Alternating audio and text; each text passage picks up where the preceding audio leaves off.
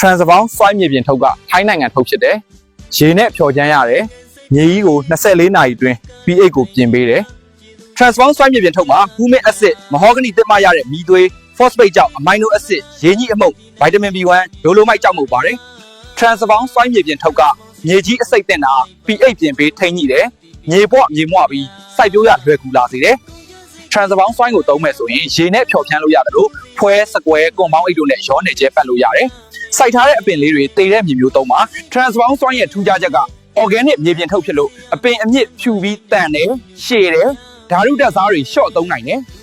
Transbound တစ်ထုပ်ကိုရေနဲ့ဖြော်ဖြန်းမယ်ဆိုရင်3ဧကရမယ်ကျဲပတ်မယ်ဆိုရင်1ဧကတစ်ထုပ်လုံးသုံးပါမြေကြီးဆီလီကွန်ဓာတ်ကိုပြန်လည်ဖြည့်တင်းပေးတယ် Transbound စွိုင်းမြေပြင်ထုတ်ကထိုင်းနိုင်ငံနဲ့စိုက်ပျိုးရေးပညာရှင်များအသိအမှတ်ပြုခဲ့ပြီးအထွက်တိုးတဲ့ရလက်တေးရထားတဲ့မြေပြင်ထုတ်ဖြစ်တယ်သုံးနေကြဆေးနဲ့စိုက်နေကြနီးပြောင်းမယ်ဆိုရင်မြေပြင်ဆေးကိုသုံးပါကုန်ကြစရိတ်တက်တာပါမယ် Transbound စွိုင်းကို39 986 464 8989မှာယူနိုင်ပါတယ်လက်လီလက်ကားရပါတယ်